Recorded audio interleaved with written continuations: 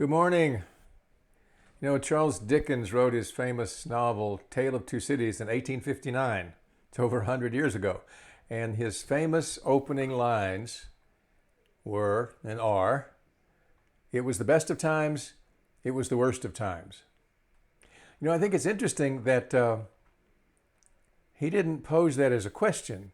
Is it the best of times or the worst of times? He stated it as if both things were happening at the same time. And I think it's fascinating that apparently he looked into our future, because it's easy for us to say right now, this is the best of times, this is the worst of times. Frankly, for some people, this is the best of times because some people are doing very well. They've pivoted, they've adapted, they've searched out new opportunities, they've charted out a new direction or a new course for their life, and they're doing quite well. Other people, it's the worst of times because they're suffering. And the reason they're suffering is because right now we're living in a corrosive culture. I think everybody would agree with that. The West Coast is on fire. Global warming is hitting us. The political landscape is absolutely hateful and chaotic. Our social media feeds are just going crazy. I was just really dismayed last night, within an hour after the news of Ruth Bader Ginsburg's death. I started getting hateful posts showing up on my Facebook feed, and it's just amazing.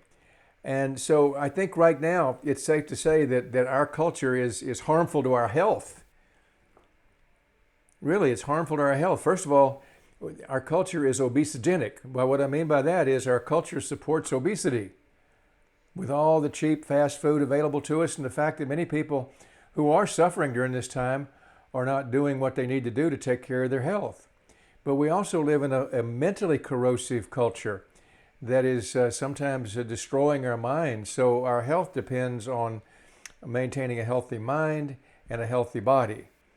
So if you're struggling right now with your health, if you're concerned about your health, if maybe you're getting what's known as corona belly, I've heard several people say they're concerned about how much weight they've gained during this coronavirus pandemic.